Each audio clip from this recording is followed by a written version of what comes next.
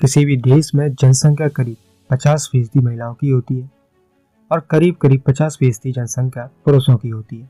पर इन महिलाओं को हक न दिया जाए, उनकी स्वतंत्रता छीन ली जाए, उन पर शोषण करने वाली नीतियां लागू कर दी जाए, तो बताइए क्या राष्ट्र तरक्की कर पाएगा? जब भी कभी धार्मिक संस्कृति में नारी सम्मान पर सवाल उठाए जाते हैं, नारी सम्मान पर बातें शुरू होती हैं, तो ये ठेकेदार एक श्लोक को हमारे सामने चिपका देते हैं ताकि लोगों का मुंह बंद किया जाए।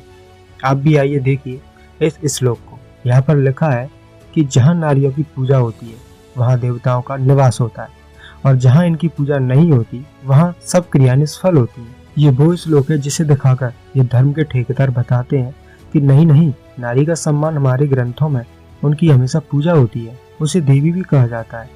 पर क्या वास्तव में ऐसा कुछ है? क्या सच में धर्म में नारियों महिलाओं का सम्मान होता आया है? क्या सिर्फ एक श्लोक के आधार पर इनके ग्रंथों को सही मान लेना उचित होगा? अगर हम धार्मिक ग्रंथों का अच्छे से तर्कपूर्ण विश्लेषण करें तो वास्तविकता में कुछ और ही पता चलता है। इसलिए आज हम तमाम ब्राह्मणवादी धर्म ग्रंथों को खोल कर देखेंगे।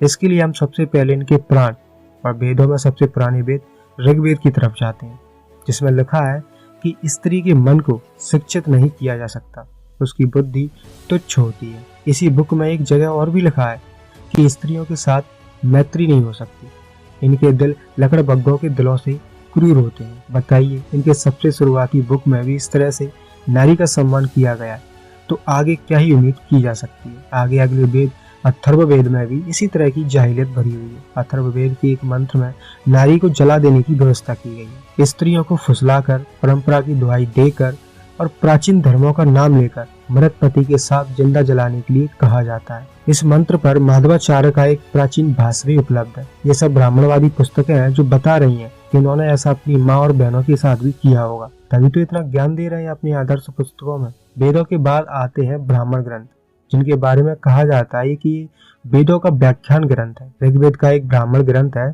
ऐत्रेय ब्राह्मण, जिसका रचना काल 2500 ईसा पूर्व पहले का बताया जाता है, जिसमें लिखा है कि पुत्री कष्टप्रदा दुखदायिनी होती है। अब हम सभी जानते हैं कि पुत्री एक नारी का ही रूप होती है।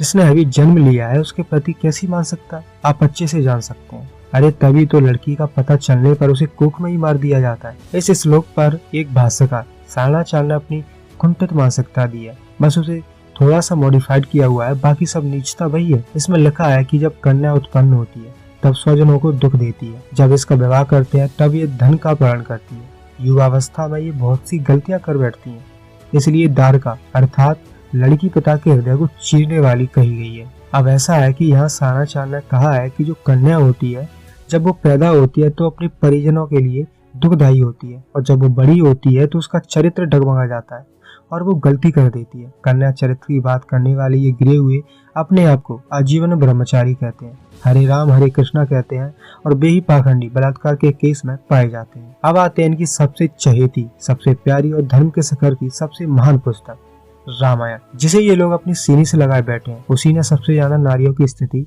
खराब करके रखी, चाहे बात शूर्पणखा की कर ली जाए या फिर सीता की। तो सबसे पहले आते हैं दशरथ पर, जिसका विवाह करना ये बताता है कि इनकी संस्कृति में नारी सिर्फ एक संपत्ति थी, उसकी विलास भूमि थी।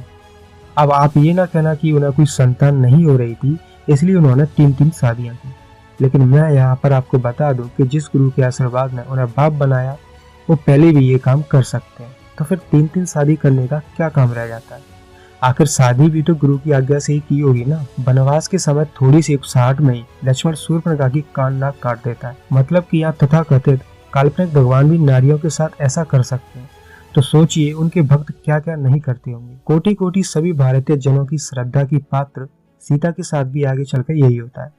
जब वनवास के बाद अयोध्या आते हैं तो सीता को कोई सहानुभूति नहीं दी जाती, बल्कि उसे आग में परीक्षा के लिए विवश कर दिया जाता है। भक्तों के भगवान यहीं पर नहीं रुकते, आगे जाकर सीता के प्रति सहानुभूति दिखाते हुए सीता को अपने घर से निष्कासित कर देते हैं, वो भी एक धोबी के घर से गुप्त रूप से सुनी गई बातों के आधार पर। अब इस पर हंसी इसलिए आती है कि राम भक्त अपनी इज्जत की पूंछ बचाने के लिए ये कहते हैं कि ये राम भगवान का कदम सिद्ध करता है कि राम ने अपनी जनता की भावनाओं का कितना ख्याल रखा। अगर आपके भगवान राम को जनता की भावनाओं की इतनी ही चिंता होती तो वो श्रीलंका की जनता को, जिसमें बड़े बूढ़े बच्चे और महिलाएं और न जाने कितने ही निर्दोष जलकर मारे गए, तब कहाँ थी ये भावनाएं। महाभारत को सब जानते होंगे और भारत की लगभग हर जनता ने इसे देखा होगा, जिसमें एक नारी को सरेआम बेइज्जत किया जाता है, उसके कपड़ों को नोचा जाता है। जुए में सब कुछ हार कर युधिष्ठिर द्रौपदी को दांव पर लगाकर उसे भी हार बैठता है। जब द्रौपदी को दुर्योधन के दरबार में उपस्थित होने के लिए दुशासन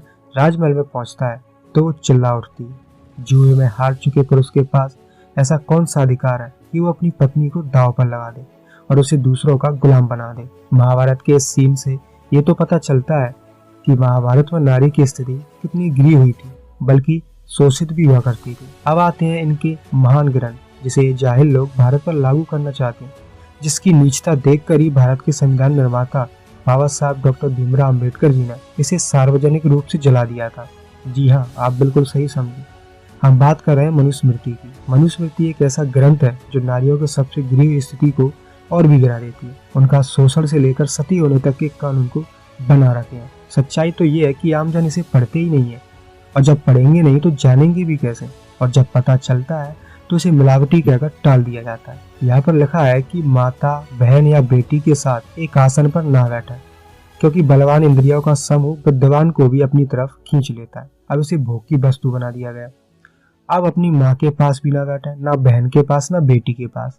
ये है नियत इन चिलगोजों की। शूद्र की शूद्रा ही स्त्री होती है, वैश्य को वैश्य वर्ण की और शूद्रा, क्षत्रिय को क्षत्रिय, वैश्य और शूद्रा, ब्राह्मण को चारों वर्णों की कन्या से विवाह करने का अधिकार है। लो एक और बात गप उड़ गई। यहाँ ब्राह्मण किसी भी वर्ण की महिला के साथ विवाह कर सकता है। स्त्री को सदा प्रसन्न रहकर दक्षता के साथ घर के कामों को संभालना चाहिए।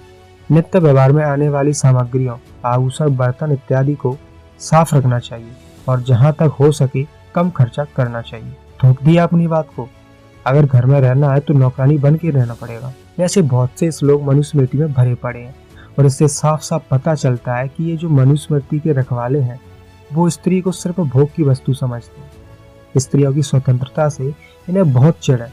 नारी उनके लिए सिर्फ एक वस्तु है जिसे जब चाहे जैसे इस्तेमाल किया जा सकता है और फेंक दिया जाता है। मनुस्मृति के अलावा भी कई ऐसे धार्मिक ग्रंथ हैं जिनमें स्त्री विरोधी, स्त्री शोषण के साथ ही इन्हें घटिया नाम देकर उन्हें लज्जित किया जाता है। आपने दो नाम जरूर सुने होंगे, एक है रंडी, एक है राण। जहाँ रंडी को शिक्षार्थी शब्दकोश में धन लेकर व्यभिचार करने वाली स्त्री और विधवा कहा गया है, वहीं राण को बृहद हिंदी कोश में बेवा, विधवा, जिस स्त्री का पति मर चुका हो, वैश्या और रंडी मिलता है। अब विधवा और वैश्या के लिए एक ही शब्द कैसे किया? विधवा को वैश्या और वैश्या को विधवा बता दिया गया। बड़ी शर्म की बात है। क्या हर विधवा वैश्या होती है या हर वैश्या विधवा होती है? क्या ऐसा करना जरूरी था? दोनों का वाचक एक ही क्यों रखा गया? काशी की एक लोकोक्ति प्रचलित है, राण साण सीढ़ी संन्यास, इनसे बचो तो सेव काशी। यहाँ काशी में राणों, साणों, सीढ़ियों और संन्यासों की बहुतायत अभिव्यक्ति की गई है। पर यहाँ पर सवाल ये आता है कि राण का क्या अर्थ किया जाए, वैश्या या विधवा, और जो भी अर्थ लिया जाए वो क्यों लिया जाए, यानी उसे किस आधार पर स्वीकार किया जाए। और वैश्या को एक ही शब्द द्वारा प्रेजेंट करने के पीछे इनकी मानसिकता है या फिर कामुकता है, जो भी हो, लेकिन ये हमारे सांस्कृतिक और मनोवैज्ञानिक जीवन पर एक कलंक से कम नहीं है। बस यही तो कारण है कि 19वीं सदी की भारत की प्रथम और दूसरी शिक्षित महिला माता सावित्रीबाई फुले और फातिमा को कहा जाता है, जिनके इतिहास को दबाने और मिटाने के लिए पिछले 100 सालों में एक काल्पनिक चरित्र का आविष्कार कर दिया गया, ताकि इन पाखंडियों की पोल ना खुल जाए कि इन लोगों ने किस तरह से स्त्रियों की कितनी बुरी दशा की हुई है। अब सावित्रीबाई फुले और फातिमा शेख को आज बहुत ही कम लोग जानते हैं, क्योंकि उनकी जगह पर एक काल्पनिक चरित्र को फिट करने की पूरी कोशिश की गई है। और इसमें सबसे बड़ा रोल है इनकी मीडिया का, जो बड़े जोरों जोरों से इनका प्रचार करते हैं, जबकि वहाँ पर सावित्रीबाई फुले जी का नाम होना चाहिए था। उम्मीद है कि इस वीडियो को देखकर कई माता बहनों की आंखें खुली होंगी, जहाँ तक है भाइयों की भी। तो बस इस वीडियो को ज्यादा से ज्यादा शेयर कर दीजिए, ताकि लोगों को पता चल सके कि भारत के विकास के लिए आखिर सही है क्या।